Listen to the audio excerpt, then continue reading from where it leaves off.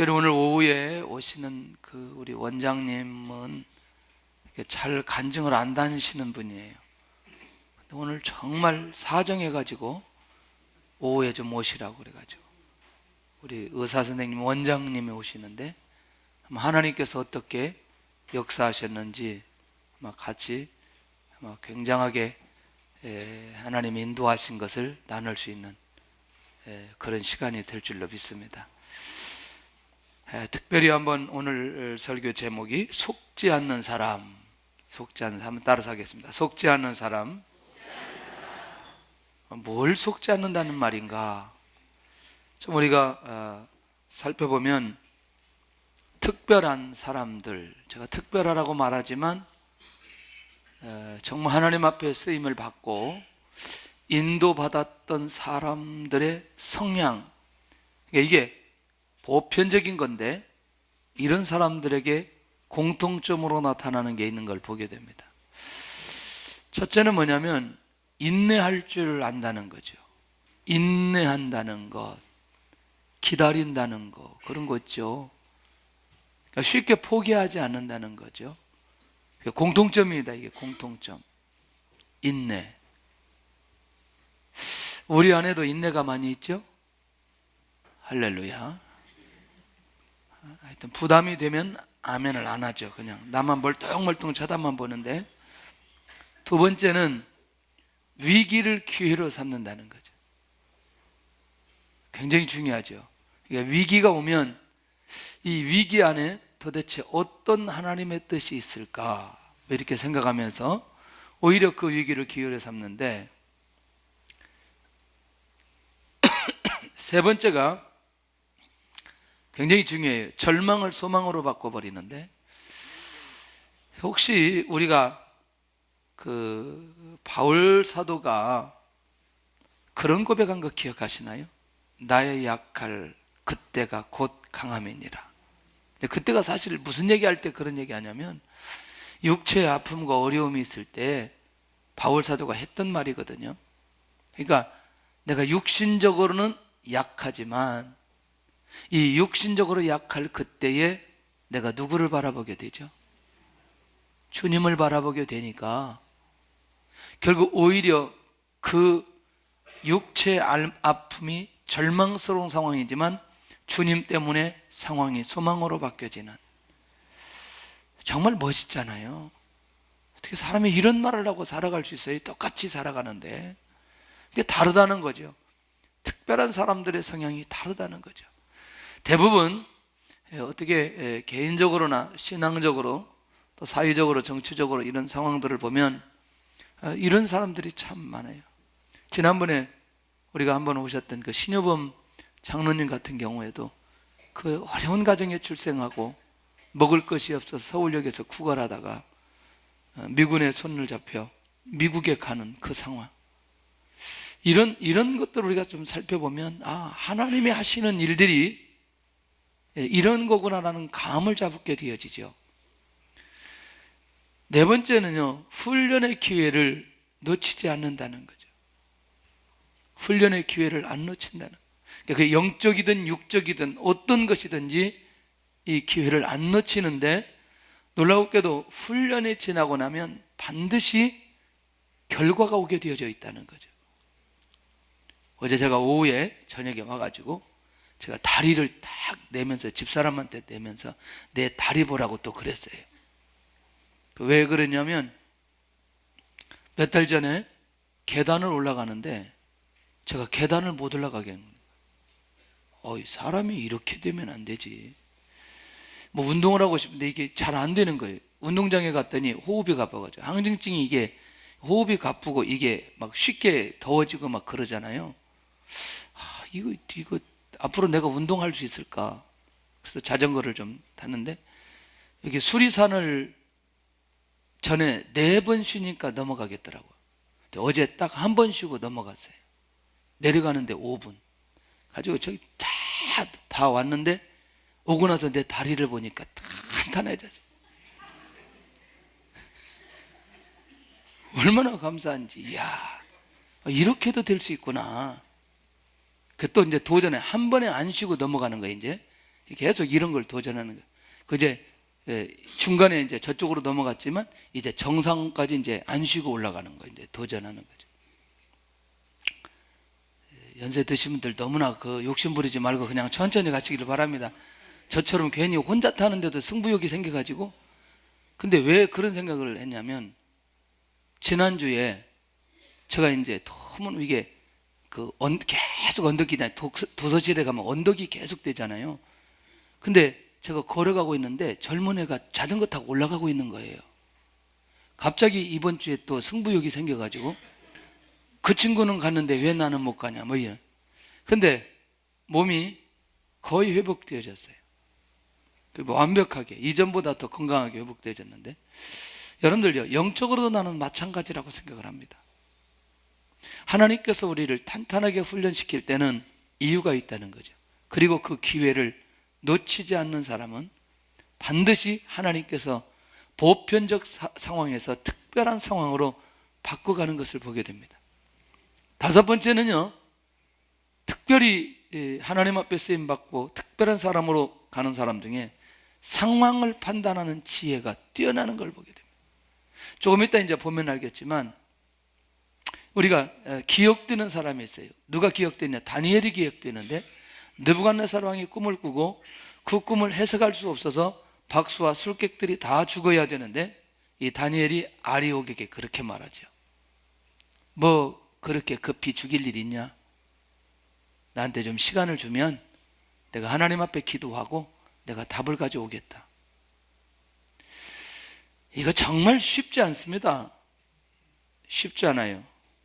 그래서 특별히 하나님 앞에 기도하고 인도받고 이런 상황 속에 들어가는 사람은 상황을 판단하는 지혜. 저는요, 그런 면에서 성경에 나타나는 모든 인물들이 사실은 상황을 판단하는 지혜를 하나님께서 다 주셨어요. 이런 은혜가 있기를 바랍니다. 우리에게도. 여섯 번째는요, 특별히 이 사람들의 특징이 사명, 하나님의 주신 비전이 절대로 흔들리지 않아요. 그 말은 뭐냐면, 자신이 누구인지를 명확하게 알고 이 부분에 대한 정체성을 절대로 놓치지 않는다는 거예요. 놀라운 거죠. 그러니까 그가 결국 그거 붙들고 흔들림 없이 나가니까 결과적으로 볼 때는 하나님께서 보편적인 상황 속에서 특별한 상황으로 끌고 가는 걸 보게 됩니다.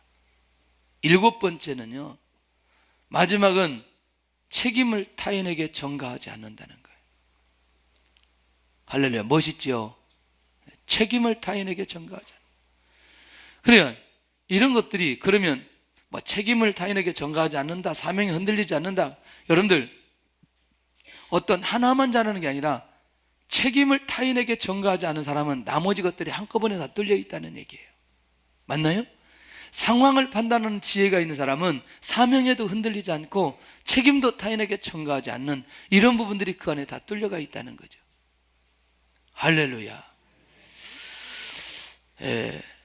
이제 시작인데, 시작하는데 약간씩 졸리면 이게 지금 제가 바빠집니다. 그러니까 좀 저를 도와주시고, 졸리려고 하면 하여튼 옆에 사람한테 도움을 좀 받으시기를 바랍니다. 오늘 제목이 뭐죠? 속지 않는 사람. 이 대답이 빨리 나온 사람은 지금 집중하고 있다는 거예요. 오늘 제목이 금방 했는데도. 그런데 이제 무엇을 속지 않느냐, 무엇에 대해서 속지 않느냐, 이게 정말 중요하더라고요.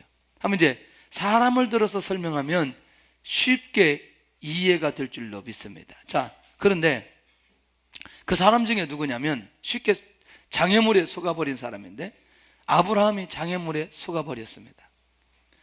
여러분들, 우리는 아브라함에 대해서 모두 다 기본적인 생각을 다 가지고 있어요. 뭐냐? 하나님의 말씀을 받고 결단한 사람 아브라함. 자, 이것까지 우리 다 알고 있어요. 멋있죠? 괜찮은 사람이죠. 이 아브라함은 이런 말씀을 하나님께 직접 받았어요. 그리고 두 번째는 그 말씀에 순종하기 위해서 본토 친척 아비 집을 떠났어요. 대단한 거죠. 하나님으로부터 말씀을 받고 하나님 앞에 순종하기 위해서 본토를 떠났다는 거죠. 그런데 너무너무 놀라운 건 하나님의 약속에 의해서, 말씀에 의해서 하나님께서 약속하신 땅으로 들어갔어요. 여기까지 우리가 아브라함을 대할 때 아브라함 믿음의 사람, 갈 바를 알지 못하고 약속된 땅에 들어가고 가는 데마다 단을 쌓고 뭐 이런 것들이 아브라함을 통해서 계속해서 나타났어요. 그런데 하나님께서 말씀하신 것과 본인이 경험해야 될 현장에서는 많은 간격이 그 안에 있었던 걸 보게 된다는 거죠. 그게 뭐냐? 자, 누구 말씀 따라갔죠? 하나님 말씀 따라갔습니다. 그러면 믿음으로 갔죠? 순종하면서 갔죠? 야, 제가 자꾸 조는 사람들 얘기를 하니까 조는 것도 지능적으로 졸고 있어요. 머리 안 움직이고 눈만 살짝 감고. 할렐루야. 대단한 거죠. 대단한 거. 뭐가 대단한 거냐? 말씀 따라 순종한 것도 대단한데, 그리고 약속의 말씀을 붙들었어요. 그런데 붙들었는데 놀라웠게도 말씀과 현장 사이에 너무나 많은 간격이 있는 거죠. 뭐냐? 그 약속된 땅에 흉년이 들었다는 거죠. 그러니까 우리가 속아버리는 게 뭐냐면, 응답은 받았는데 응답받고 현장에 갔는데 놀라웠게도 하나님이 말씀하신 대로 현장에 그대로 되어 있지 않다는 거죠. 재밌습니다. 결단한 사람 앞에 놓여진 장애물은 약속된 땅에 기근이 들게 되어져요. 그러니까 애굽에 거하려고 약속된 땅을 떠나게 되는 거예요. 무엇 때문에? 기근 때문에. 그러면 아브라함이 이해는 되지만 왜 그 땅에 흉년을 들게 만들고 그 흉년을 들게 만드는 그 땅에서 이 아브라함이 어떻게 살아야 되는지 그가 결단하고 떠나온 것이라면, 그러면 약속된 땅에서 또 다른 하나님의 역사를 경험해야 되는데 어디로 가느냐? 애굽으로 가버리는 거죠. 그러니까 궁극적으로 뭐 때문에 가는 거예요? 양식, 기근 때문에 가는 거지요. 뭐냐? 기근이라는 장애물을 극복하지 못하고 아브라함이 애굽으로 가게 된다는 거예요. 상당히 중요한 거죠. 그리고 아내를 누이라고 속이는 엄청난 실수를 하게 됩니다. 아니, 간 것도 그러는데 거기서 또 아내를 누이라고 속이고, 중요한 건 아내를 팔아버렸다는 거예요. 제가 우리 교회 성도들이 대단하다는 건 아무리 두렵다고 해도 아내를 파는 사람들이 없어요, 우리 교회. 이거는 거짓말이 아니잖아요. 뭐 지나가듯 하는 얘기가 아니잖아요. 만약에 하나님께서 바로를 막지 않으면 이 사라는 누구의 아내가 되는 거예요? 그렇다니까요. 이게 하나님이 확실하게 막았기 때문에 이게 하나님의 절대 주권에서 움직여지는 거지. 이게 아브라함이 이런 사람이었다니까요. 그러니까 결국 아브라함은 이 흉년이라는 장애물을, 두려움이라는 장애물을 극복하지 못하고 속아버렸던 것을 보게 됩니다. 약속을 붙든 자가 이겨야 할 현실의 장애물들이 이렇게 그에게도 놓여졌는데 속았다는 거죠. 그러나 하나님의 궁극적인 은혜가 누구에게 있기 때문에? 아브라함에게 있기 때문에 하나님께서 아브라함을 인도해 가시는 거죠. 여러분들, 두 번째 장애물에 속아버린 사람들을 보니까 누구냐? 이스라엘 백성들이에요.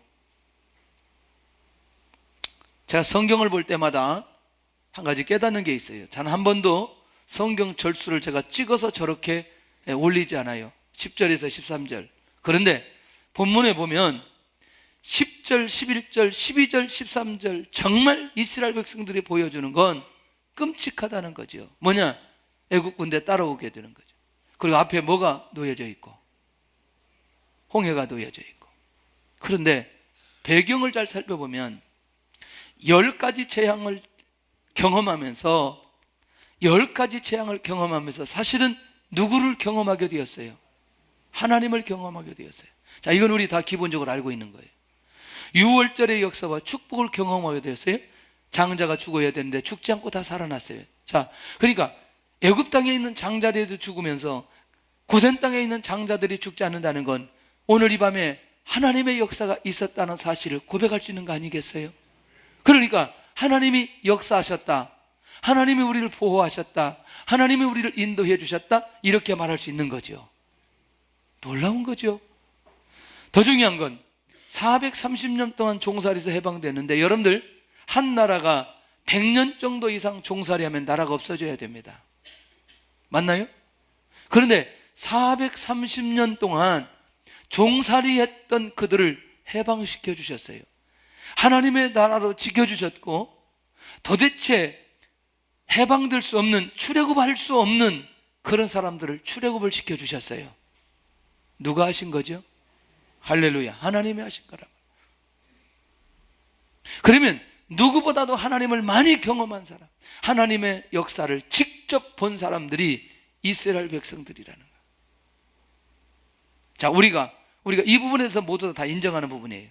그러니 지금 현재 그들 앞에 놓여 있는 홍해와 미래에 있는 모든 상황들을 극복할 수 있는 힘이 그들에게 있어요, 없어요?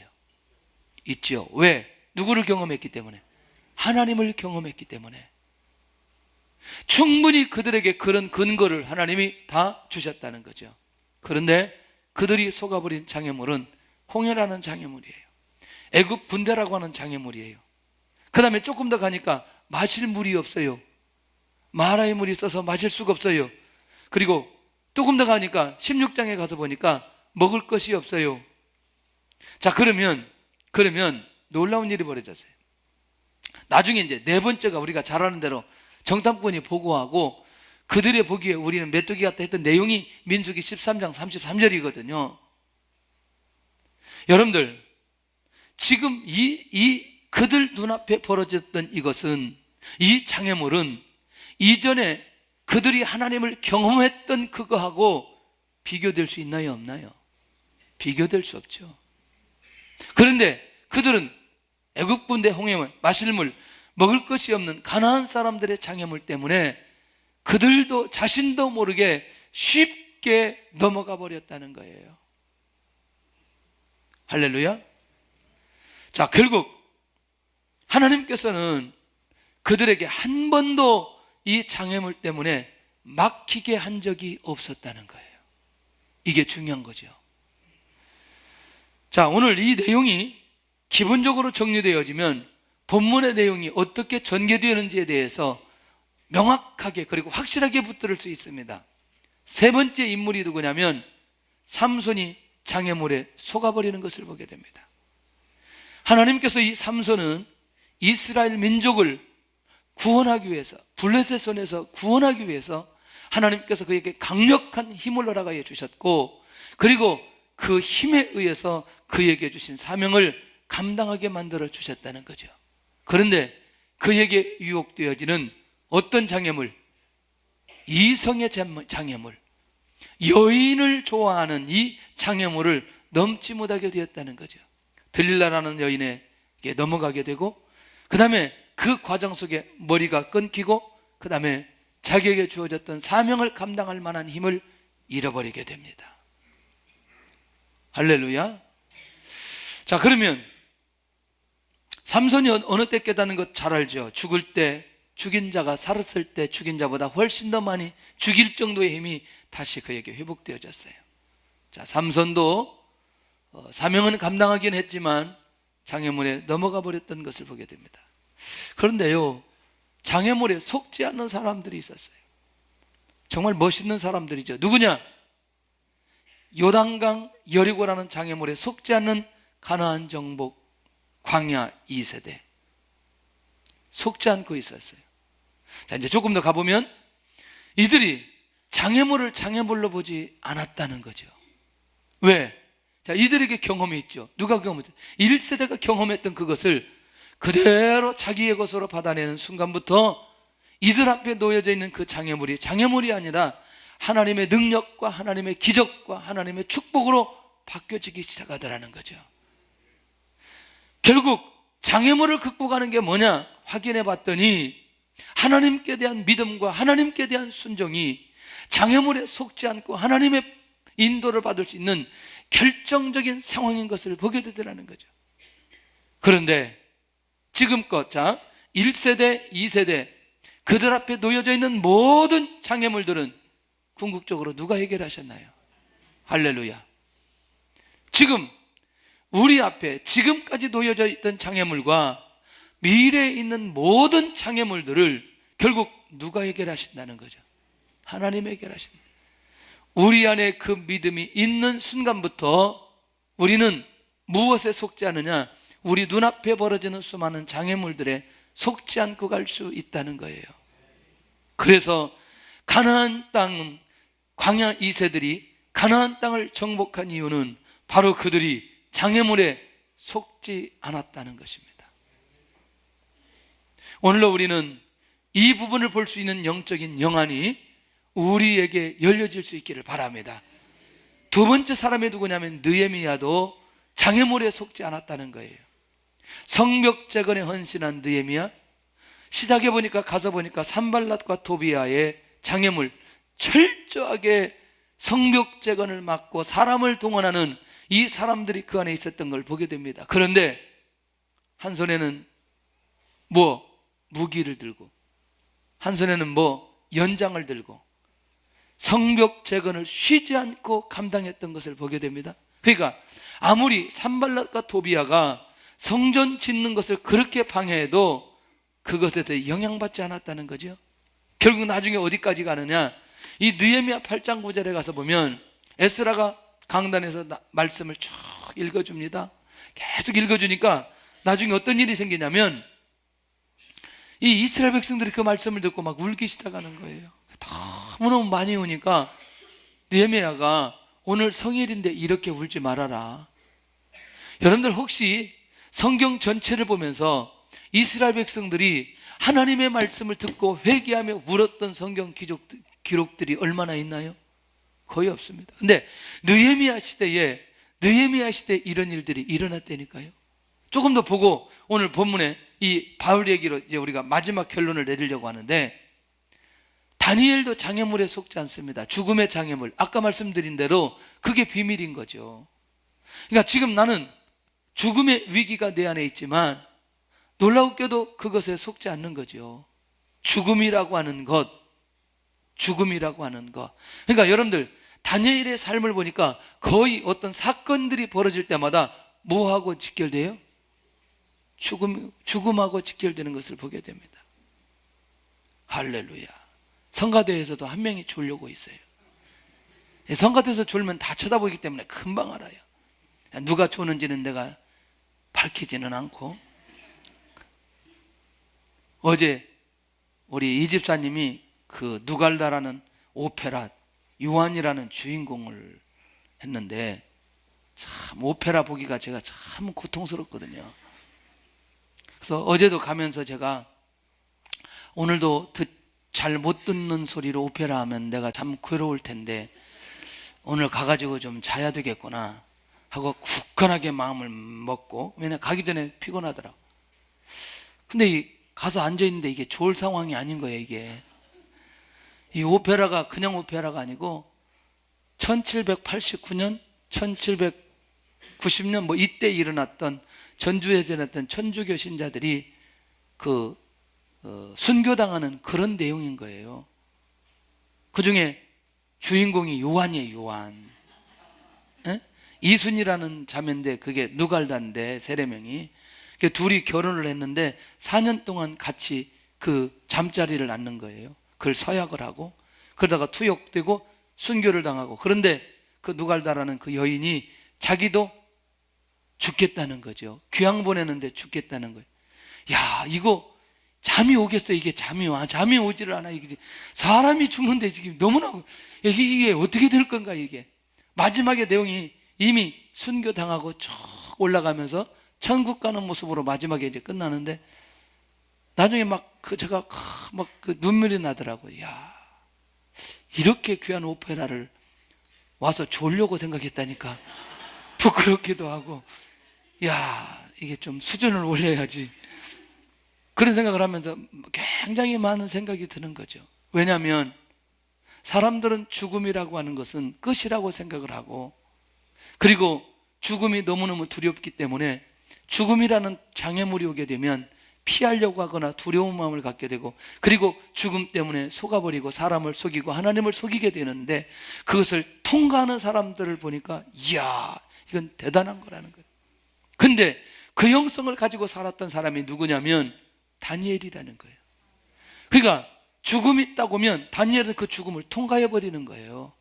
그러니까 죽음을 두렵지 않으니까 그 죽음에 대한 장애물이 올 때 속지 않는다는 거예요. 이 말 이해되시죠? 이게 우리 사는데 모든 분야에 다 마찬가지라는 거예요. 그게 명예가 됐든, 그게 돈이 되었든, 그게 이성이 됐든, 그걸 통과해 가버리는 거죠. 그럴 때 하나님께서 그 사람을 사용하시고 그 사람에게 축복하시고 은혜를 내려주시는데, 두 번째는요, 사람들의 시기의 장애물이 있는 거죠. 너무너무 똑똑하고 나라에 있는 모든 일들을 다 감당하니까 사람들이 다니엘을 그냥 두려고 하지 않는다는 거예요. 세 번째, 법적으로 조서를 내리면서 이제 금신상에 절하지 않고 다른 신에게 기도를 하거나 또 그렇게 예배를 드리면 어디로 들어간다는 거예요? 사자굴 속에 들어가는, 이 법조항을 놓고도 이 다니엘이 속지 않는다는 거예요. 자기와 하나님의 관계 속에서 이건 절대로 내가 하나님 앞에 범죄할 수 없다는 결론인 거죠. 할렐루야. 재밌죠? 기도를 한 번도 중단한 적이 없는 다니엘. 어떤 기도예요? 자기가 하나님 앞에 매일 하던 습관대로 했던 그 기도. 그 말은 뭐냐? 그가 장애물에 속지 않고 그걸 통과하는 것을 보게 된다. 정말 멋있는 거죠. 야, 이런 인생들이 우리가 묵상하고 인도받아갈 수 있다는 게 얼마나 중요한지. 자, 그러면 오늘 본문에 사도 바울 선교팀도 장애물에 속지 않습니다. 자, 첫째는 이들에게 모든 족속으로 제자 삼는 사역의 사명을 주셨어요. 할렐루야. 다 공감하죠? 땅끝까지 증언되는 사역에 오늘 이들이 헌신하고 이들의 부르심을 받았어요. 세 번째, 이방 민족이 하나님께 돌아오는 이 사역. 결국 뭐냐? 이 일을 감당하는 데 있어서 가장 먼저 사도 바울에게 생명의 위협이 오는 거죠. 생명의 위협. 두 번째, 유대인의 핍박이 오는 거죠. 세 번째, 자기 개인적인 육체적인 고통이 오는 거예요. 육체적인 고통. 제가 보니까 제가 몸을 안 하고 박하고 이렇게 정리를 해보니까 밖에서 아프는 것과 안에서 아프는 것. 제가 폐를 아파보니까 폐가 별로 통증이 없어요. 혹시 아파본 분 있나요? 뭐 내가 폐 아파가지고 뭐 이런 게 아니고, 이게 그냥 그걸로 그냥 이렇게 몸이 가라앉지, 이게 뭐 그렇게 통증 있는 건 아니더라고. 근데요, 이게 피부병은 사람이 참 쉽지 않더라고. 제가 피부병을 지금까지 살아오는 동안에 이런저런 병들을 걸리면서 가장 힘들었던 게 뭐냐면 피부병이었어요. 이 피부병이 왜 그렇게 힘들까 봤더니 일단 긁어야 돼요. 긁어야 돼요. 그리고 약이 없어, 이게. 그리고 긁으니까 긁는 게 끝난 게 아니라 한참 긁다 보면 살이 파서 들어가게 돼요.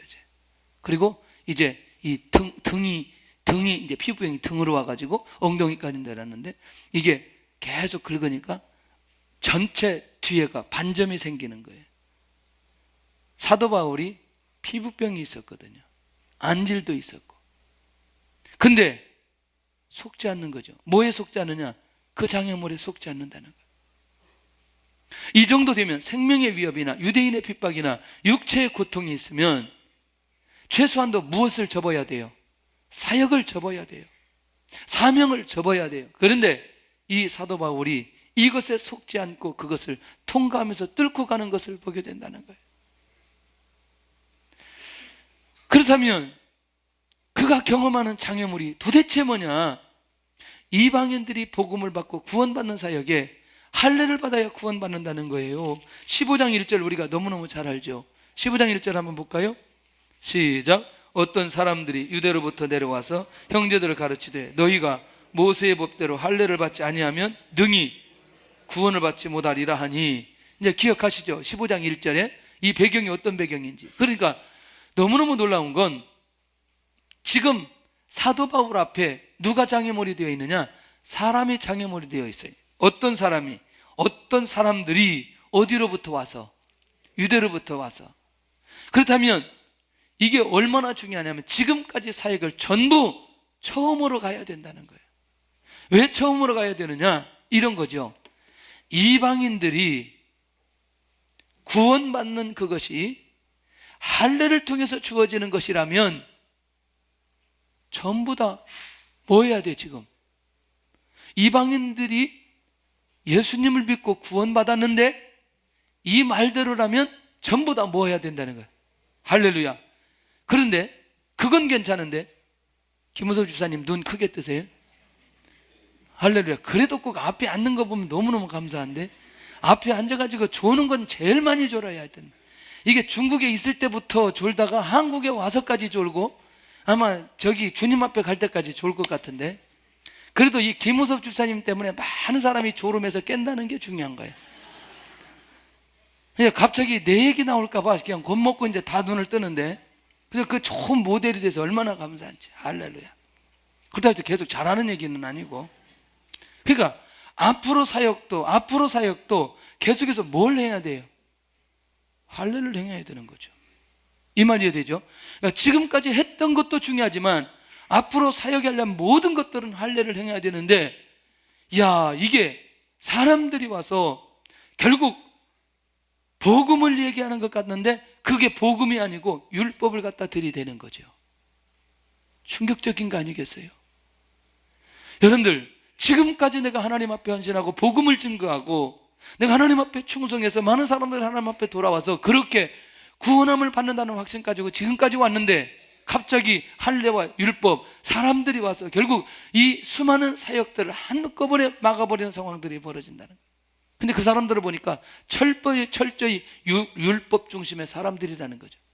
복음의 능력과 내용보다 율법의 중요성을 가진 사람들. 정말 쉽지 않죠, 여러분들.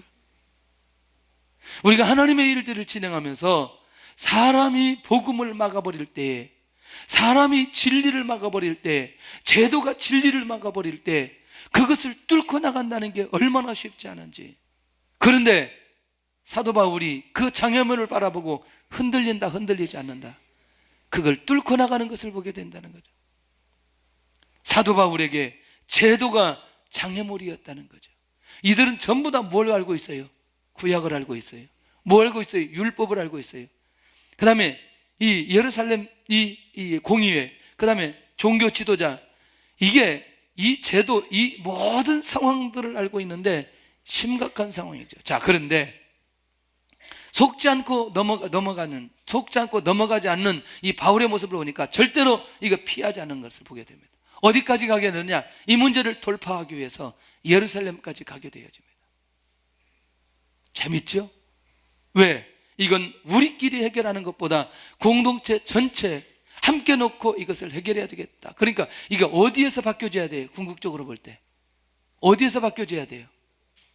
예루살렘 교회가 이것을 결의하고 그리고 그것을 바꿔야 된다는 거예요. 할렐루야. 결국 뭐냐? 공동체 전체가 결의하게 되는데 공동체 전체 결의를 조금도 두려워하지 않는 바울의 모습을 발견할 수 있어요. 19절 한번 보겠습니다. 15장 19절 같이 한번 보겠습니다. 시작. 그러므로 내 의견에는 이방인 중에서 하나님께로 돌아오는 자들을 무엇하지 말고, 괴롭게 하지 말고, 이 예루살렘 교회가 이방인들이 하나님 앞에 돌아오는 자들을 괴롭게 하지 말아라. 그 말은 무슨 얘기예요? 그 말은 무슨 말이에요? 핵심은 뭐예요? 이방인들이 돌아오는데 할례를 시행하라, 시행하지 말아라? 시행하지 말아라는 거예요. 할렐루야. 안디옥에서 그들과 싸움 속에 포기하거나 절망하거나 그리고 사역을 중단하지 않고 이것을 옮겨서 이것을 어디에서 결정하면 예루살렘 교회까지 가서 이것을 결정하게 되어지면 오늘 그 결정된 상황 속에 반드시 하나님의 역사 일어날 거다. 그러면 사도 바울이 예루살렘 교회에 가면 결정될 거다. 근데 그 결정되는 것이 어떻게 결정되느냐? 할례를 행하도록 결정할 거냐? 할례를 행하지 않도록 결정할 거냐? 이미 사도 바울 안에는 결정된 거 있죠. 뭐가 결정되어 있어요? 할례를 하면 안 된다는 거지. 할례를 하면 안 된다는 거죠. 두 사람이 눈을 떴어요. 그러니까 사역에 더 놀라운 증거를 위한 결정을 어디서 하느냐? 예루살렘에 하게 되면서 이것을 속지 않고 극복하고 있는 바울의 모습을 발견할 수 있다. 정말 우리가 하나님의 뜻을 이루고 하나님의 역사를 체험하는 데 있어서 결정적인 건 뭐냐면, 장애물이 올 때에 그 장애물을 어떻게 타고 넘어가는지 정말 재미있어요. 만약에 우리가 영적으로 이것이 장애물이라고 생각하고 내가 넘어야 되겠다고 생각하면 그것을 통과할 수 있는 영적인 힘이 우리 안에 있어야 된다니까요. 할렐루야. 이게 자기 육체로 올 때, 바울 얘기했잖아요. 이게 이 문제가 육체로 올 때에 이게 통과하기가 어렵다는 거죠. 이게 경제적인 문제로 올 때 통과하기가 어렵다니까요. 이성의 문제로 올 때 통과하기가 어렵다니까요. 사람이 가로막혔을 때 통과하기가 쉽지 않다요. 그런데 중요한 건 하나님께서 나에게 주신 사명, 내가 누구인가에 대한 정체성과 결국 내가 하나님의 인도를 받고 내가 하나님으로부터 음성을 받았다는 확신만 있으면 다 넘어갈 수 있다는 거예요. 장애물에 속지 않았던 바울에게 어떤 일이 벌어지느냐? 다시 안디옥으로 파송을 받게 됩니다. 24절 한번 보세요. 자, 22절 제가 확인만 하고요. 이에 사도와 장로와 온 교회가 그 중에 사람을 택해 바울과 바나바와 함께 어디로? 안디옥으로 보내기로 결정하니, 그러면 그 다음의 사건은 어디에서 일어나는 거예요? 안디옥에서 일어나는 거죠. 아는 것, 대답하는 것 정말 겸손한 사람들이에요. 24절 보세요. 들은즉 우리 가운데서 어떤 사람들이 우리의 지시도 없이 나가서 말로 너희를 괴롭게 하고 마음을 혼란하게 한다 하기로. 자, 그러면 이제 저를 보셔야 돼요. 아까 15장 1절의 상황 배경이 있죠. 지금 유대로부터 온 사람들이 무슨 얘기를 했어요? 이방인들이 돌아오려면 뭐 해야 된다? 할례를 행해야 된다. 자, 우리 갈라디아서 2장 가서 보고 확인하고 돌아오겠습니다. 빨리 갈라디아서 2장. 자, 지난주에 봤던 걸 다시 한번 확인하고 304쪽입니다. 자, 11절에 가서 보니까 2장 11절에 게바가 안디옥에 이르렀을 때에 그 지금 어느 지역이죠? 예, 안디옥 지역이에요. 아까 사도행전 15장 1절도 어디 지역? 그렇죠. 15장 22절도 어디? 오케이. 지금 이해는 됐죠? 자, 그 다음에 여기 12절 시작. 야고보에서 온 어떤 이들이 이르기 전에 게바가 이방인과 함께 먹다가 그들이 오매 그가 할례자들을 두려워하여 떠나 물러가며. 그러니까 사실은 베드로도 누구를 두려워했어요? 할례 받은 자들, 바울을 두려워한 게 아니고. 그러니까 나중에 그 바울이 이제 책망하잖아요. 이제 저를 보셔야 돼요. 자, 정리를 할게요. 이거예요. 자, 안디옥 교회에, 그 도시에 놀라운 일이 벌어졌어요. 자, 복음의 역사가 일어나는데 안디옥 교회가 세계적인 교회가 되었다고 얘기했죠. 수단 무리가 죽게 돌아오고 주의 손이 그들과 함께하고 1년 동안 가르쳤는데 비로소 그리스도인이라 일컬음을 받고 예루살렘에 있는 사람들에게 부조를 보내기로 작정하고 사람을 보내서 이렇게 뛰어난 교회가 되었어요. 그리고 이 복음의 파장이 확실하게 일어났어요. 그런데 한 사람이 와가지고 무슨 얘기하냐? 이방인들이 돌아오려면 할례를 행해야 된다. 그리고 대표적인 모습으로 베드로가 이방인과 음식을 먹다가 할례자들이 두려워서 도망가 버렸어요. 이 상황들이 그들 안에 있어서 그들 안에 혼란이 일어나기 시작한 거예요. 이 동안에 바나바와 바울이 어디 갔어요? 이 동안에 어디 갔냐고 지금. 아니, 그 동안에 예루살렘 갔잖아요. 예루살렘에 가서 지금 회의하고 왔잖아요 지금. 그러니까 이 문제를 가지고 예루살렘에 회의를 하고 결과를 가지고 왔잖아요. 그러니까 그동안에 이게 정리되지 않아서 안디옥에 있는 사람들이 이방인들이 돌아오려면 뭘 행해야 된다? 할례를 행해야 된다. 이방인들이 하나님 앞에 돌아와도 할례를 행하지 않아도 된다. 이 세력들이 함께 대화를 나누면서 이 안디옥이라고 하는 도시에 혼란이 일어나 버렸다는 거예요. 이해되시죠? 이제 이 말이 무슨 말인지. 그런데 이미 이걸 예루살렘에 가서 확실하게 뚫어버린 사도 바울, 바나바 일행이 안디옥에 와서 혼란스러운 그들을 하나씩 중심을 잡아주면서 그들을 세워가고 있는 걸 보게 되더라는 거예요. 그러니까 내가 장애물들에 영향받지 않고 그 장애물들을 뚫고 나가 결론이 세워지니까 나뿐만 아니라 많은 사람들이 이 장애물을 통과할 수 있는 영적인 힘, 기준점이 나오게 되어지는 걸 보게 되더라는 거예요. 그런 면에서 오늘 이 사도 바울이 그에게 주셨던 사명, 복음의 깊이, 복음의 능력, 복음의 영향력, 이 모든 것들이 두어질 때에 절대로 흔들림 없이 하나님의 인도를 받아가면서 자기 자신뿐만 아니라 사람들을 세우기까지 했던 것을 보게 되더라는 거예요. 할렐루야.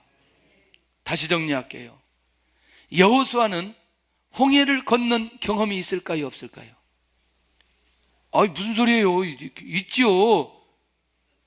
있지요. 1세대니까 출애굽 같이 했으니까. 그런데 그가 이스라엘 백성들을 이끌고 또 어디를 가지요? 요단강을 건너잖아요. 그러니까 자신 있게 백성들 앞에 법궤를 메고 어디에 들어가라? 요단강에 들어가라. 왜? 지금까지 자기 앞에 역사하셨던 하나님은 한 번도 그 장애물을 피하게 가지 만들어주지 않았다는 거죠. 그러니 리더자가 자신 있게 믿음으로 선포하면서 하나님께서 기적을 행해 주실 것이다. 법궤 메고 들어가라. 백성들이 들어가는 거죠. 여리고 있어요. 돌아라. 왜? 여호수아 안에는 확신 있는 거 아니겠어요? 지금까지도 그랬고 지금도 그럴 건데 그 하나님을 믿는 그 믿음이 그 안에 있으므로 이 장애물은, 이 성은 큰 의미가 없다는 거죠.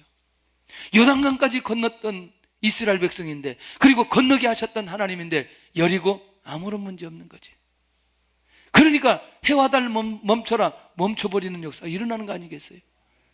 이게 보편적 삶을 살아갔던 사람이 장애물을 통과했던 거하고 지도자가, 리더자가 장애물을 통과하는 거하고는 수준이 완전히 차이가 난다는 거예요.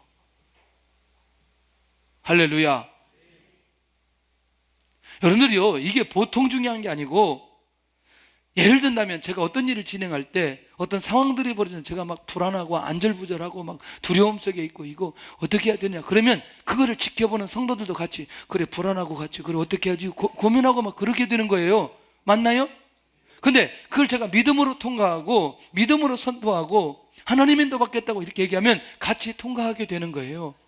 그러니까 여러분들, 우리가 하나님 앞에 리더자로, 지도자로 세움을 받고 쓰임받기를 원한다면 우리 앞에 놓여져 있는 장애물이 무엇인가를 내가 통과하게 되어지면 그것 때문에 많은 사람들을 세울 수 있는 리더십을 하나님께서 그에게 주시면서 사람들을 세우는 일에 그를 사용하게 되어지는 것을 보게 된다는 거죠. 저는 오늘 우리 교회가, 우리 모든 성도들이, 이 예배를 듣는 이 모든 성도들이 정말 어떤 상황 속에서 우리 앞에 놓여져 있는 그 장애물을 통과하고 그 장애물에 속지 않게 되어질 때에 사람을 세울 수 있는 리더십을 하나님께서 그에게 주시는 것을 보게 된다는 거예요. 나는 이런 분들이 우리 안에 놀라웠게 나타나게 될 줄로 믿습니다. 시작. 들은즉 우리 가운데서 어떤 사람들이 우리의 지시도 없이 나가서 말로 너희를 괴롭게 하고 마음을 혼란하게 한다 하기로. 할렐루야. 이 상황을 놓고 그리고 그들을 세워가는 이 사도 바울의 모습을 발견할 수 있습니다. 자, 26절 한번 보세요. 26절 시작. 사람을 택하여 우리 주 예수 그리스도의 이름을 위하여 생명을 아끼지 아니하는 자인 우리가 사랑하는 바나바와 바울과 함께 너희에게 보내기를 만장일치로. 할렐루야. 드디어, 자, 이렇게 세울 수 있었던 건 사도 바울과 선교팀 일행이 잘못됐다, 잘못되지 않았다, 그리고 그들은 생명 걸고 복음을 증거하는 사람으로 인정함을 받고, 그리고 다시 그들이 안디옥에 가서 사역할 수 있도록 만장일치로 가결하고 보내는 게 되는 것을 보게 된다. 그러면 자, 보세요. 지금 무엇 때문에 갈등하는 사람들에게, 할례 때문에 갈등하는 사람들에게 어디에서 이걸 결정했다? 예루살렘 교회에서 결정했고, 그리고 다시 안디옥으로 보내기로 가결을 했는데, 가결한 것 중에 여기 어떻게 만장일치로 가결했다는 거예요.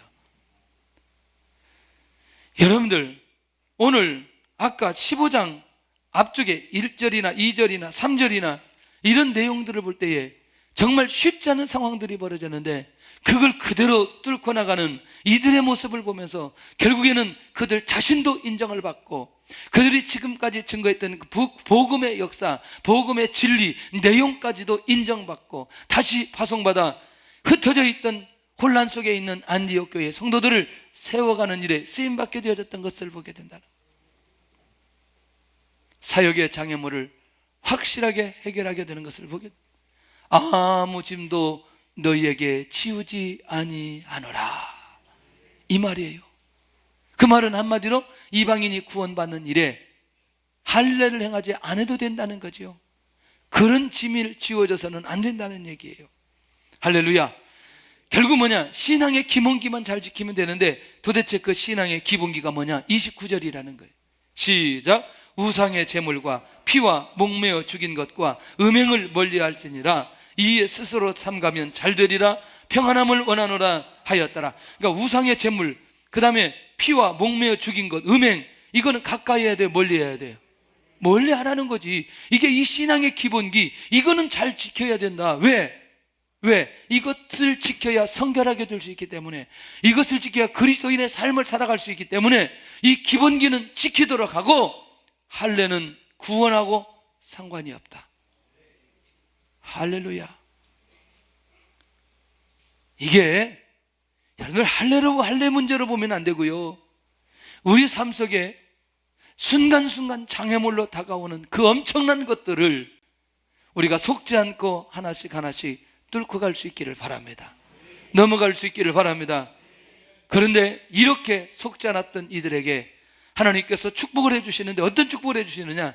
사람들을 붙여주기 시작하고 여러 선지자들을 붙여주시면서 하나님의 살아계심과 역사하심이 어떤 분인가를 명확하게 성경은 기록하고 있는 것을 보게 됩니다. 아까 2부 때 38명 등록했습니다. 38명. 별로 안 놀라는데 우리는 뭐 한 380명 등록해야 놀래나 뭐. 예?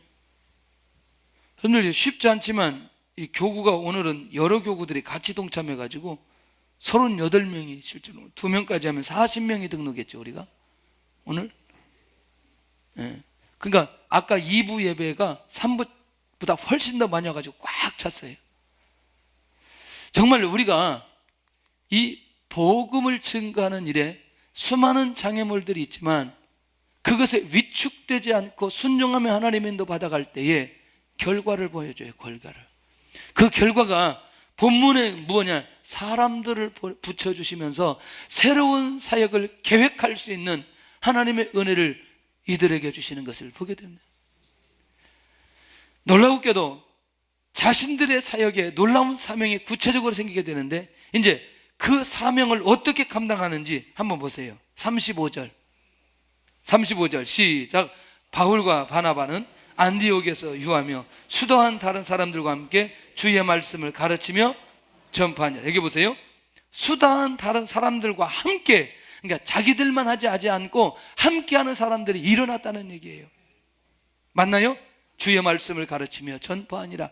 그러니까 자기들이 하는 사역이 흔들림 없이, 장애물에 속지 않고 흔들림 없이 지속하면서 여기까지 왔다는 사실을 밝혀주고 있다는 거예요.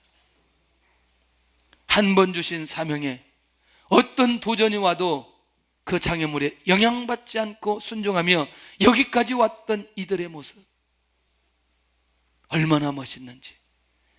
여러분들, 우리가 살아가는 일에 많은 장애물이 있을 수 있습니다. 그러나 그 장애물에 속지 않기를 바랍니다. 아멘. 속지 않기를 바랍니다. 하나님께서 큰 은혜를 내려주실 줄로 믿습니다. 제가 기도했어요. 하나님, 제가 몸이 장애물이 되지 않게 해주세요. 그 사람들이 내가 살을 빠졌다고 너무나 얘기했는데 나 듣기 싫어 죽겠어요. 그래서 저울을 갖다 놓고 매일 몸무게를 재봤어요. 그랬더니 4kg가 불었어요. 조금만 기다려주세요. 3kg 금방 또 부니까. 그럼 제자리로 오는 거예요. 야, 이게 사람이 자꾸 이 얘기를 듣다 보면 내가 이러다가 몸으로 쓰러질 수 있지, 다 얘기하죠. 그러다가 쓰러진다. 또 어떤 큰 목사님은 옛날에 자기가 아는 분이 열심히 50대 후반에 일하다가 뭐 기도하다가 뭐 쓰러져 죽었다는 둥 뭐 이런 얘기를 막 그러다가 뭐 참나 그래 쉬어야 된다 뭐 저처럼 안 쉬는 사람이 어떻게 얼마나 잘 쉬는데 이 정도도 안 하는 사람한테 그랬더니 그걸 딱 넘어가는 순간부터 너무너무 재밌어요. 괜찮아 보이죠? 응? 괜찮아 보이죠? 내가 뭐 환자처럼 보여요? 이제 옷도 좀 맞아요. 전에는 한 4kg 줄었는데 아버지 옷 입고 다니처럼 막 이게 자꾸 내려가고 막 이게 정말 그러던데 이제 좀 다 맞아졌어요. 그래서 저는 절대로 살을 더 못 뺀다. 왜냐하면 옷이 맞지 않기 때문에 이 옷을 바꾸려면 큰일이에요. 그래서 사실 몸무게를 늘리는 게 훨씬 좋아 이게. 작지만 목사인 저도 그것이 장애물이 되어져 사역을 고민할 수 있는 상황도 될 수 있다는 거예요. 이해되나요? 그러나 하나님께서 은혜를 내려주셔서 성도들이 정말 저를 위해서 기도 많이 해주셔서 우리 교회 밖에 있는 분들도 제 건강을 놓고 정말 기도 많이 해주셔서 통과하게 만들어 주셨어요. 그때도 결단했죠. 400일 한다. 400일 한다고 딱 결단하는 순간부터 몸이 회복되기 시작하는 거예요. 넘어지지 않는 비결이 있습니다. 첫째, 하나님의 말씀을 붙들 때 안 넘어집니다. 두 번째, 하나님과 만나는 기도 생활을 체질로 할 때 절대로 속지 않고 넘어지지 않습니다. 세 번째, 자신에게 주신 사명을 잃어버리지 않을 때 속지 않고 넘어지지 않는다. 네 번째, 내 자신의 생각과 습관을 내려놓을 때 넘어지지 않는다, 속지 않는다. 마지막, 성령의 역사와 인도를 받을 때 절대로 오늘 우리는 속지 않는다는 거예요. 오늘 한 주 동안 정말 어떻게 우리가 장애물을 뚫고 가며 어떻게 하나님께서 역사하시는 것을 보는지 영적으로 깨어서 볼 수 있는 그런 시간들이 그런 한 주가 되었으면 좋겠습니다.